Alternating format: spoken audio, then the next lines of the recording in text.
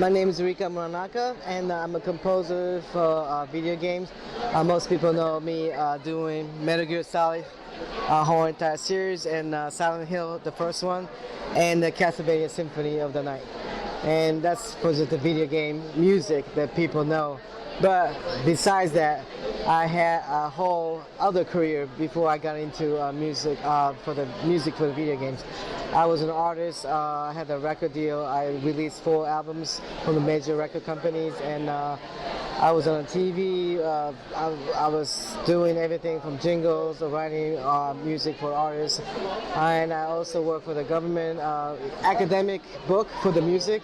Okay. You know, so like a textbook. That's what I did. That's textbook. I did. Then I worked on programming on the keyboards.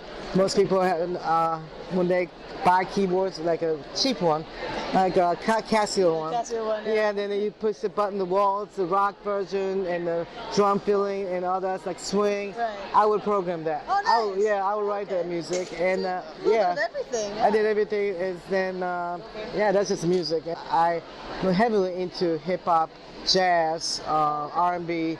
So in Japan, I didn't even know until a few years ago. I was watching my old video. My friend took it, and I had like a 9-piece band, and we did the dance club, like a 9-piece band, and we was just doing the hip hop, R&B, the top 40s in Japan. Nice. Then I pick up this guy. I had no idea this guy. This is 1997, Okay. and actually T-Pain was in the band. Really? You were I with didn't T-Pain? have no idea that was T-Pain before he became T-Pain. right. So do you call him up and be like, remember me? You know? I want to, yeah, should. yeah. It's like, That must have been a huge departure for you then, to go from, I don't say like a crazy lifestyle, but just like such a crazy, like eclectic lifestyle where you're doing stuff every day, to, I guess, kind of more corporate, where you're having to put together music. Yeah, how was corporate that is- for you? Corporate is the word. Yeah. Because when you're working for a Japanese company, especially Japanese company, and here too, when you try to get any type of work in the record company, Universal, Sony, you're working. They are corporations, billion-dollar corporations. So you can't talk the language that you talk with a musician. So you have to understand. You have to be business. So these are things that that they don't teach you in school. You have to know how to, talk to them. Not only that, how to put the invoice together, estimate together, budget together, and you have to do everything on time, and you have to understand. Deadlines. Jargon. Not only that, it's the politics. Yes. It's a lot of politics that people don't really realize it.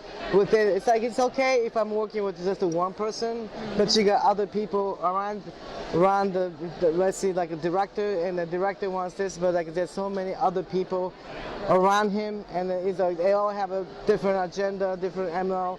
So it's just like working with them is like it's different. It's different. Yeah, it's different. Even with that, it seems like you were able to, have a little bit of flexibility to do what you wanted to.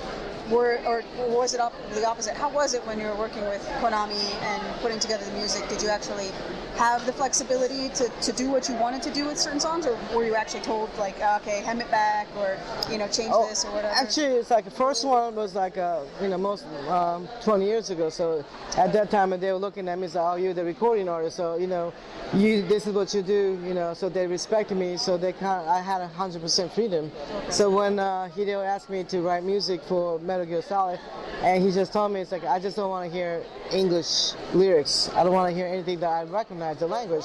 So that's why I said to him, why don't we write? I could write the music in Gaelic, and that'd be real different, and nobody would know. Yeah. And he's like, what the hell is Gaelic?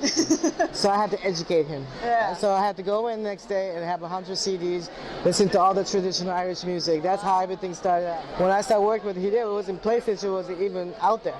It was not in the market. So right now we're developing for PlayStation. This is the first one we're actually developing. So they had a hard time trying to adjust to create because they had no idea. It was the first time for them. So it's brand new everything, and learning experience for them, learning curve. They have to go through with the software and everything, the technology changes and everything.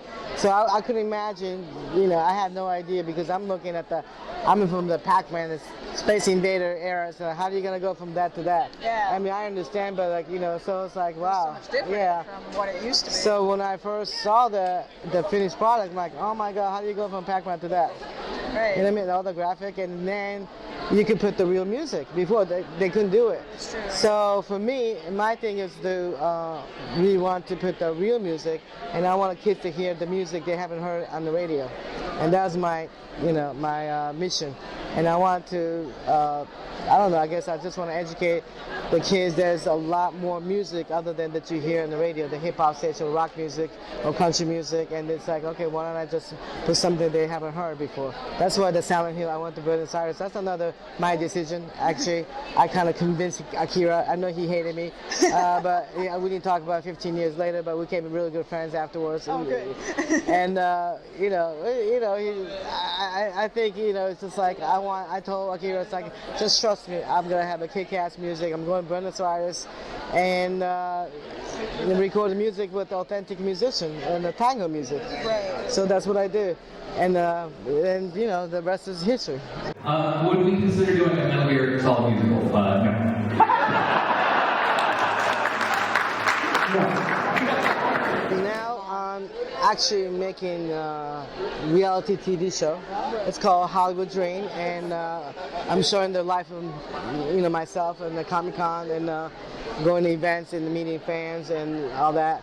Plus my partner is a Grammy winner producer. He produced LL Cool J, Tupac, Ice-T. So between me and him, we are producing artists, and we're doing the audition, and whoever wins, they're gonna come and live with us, and we're gonna produce them and put it on their map, and we're doing a video game with it. Okay. Hollywood Dream video game, and also drifting game because I have a drift driver from Japan, #1 drift driver, the lady drift driver. So I want to bring her to the United States, and I want her to teach Snoop Dogg how to drift. Oh, nice. I want to show American people real Japanese culture, from Harajuku to Akihabara to all those subcultures, and I'm so connected with all the animators to directors from animation companies to studios. So I want to kind of you only get to see Comic-Con, like bits and pieces of Japanese things, but that's not what really is all about. So I want to actually show, that's why I started going back to Japan and start shooting in Japanese culture and Japanese people, and I want to kind of educate without telling them, hey, I'm educating you. I want to have an entertainment, but I want people to know what Japan is really about.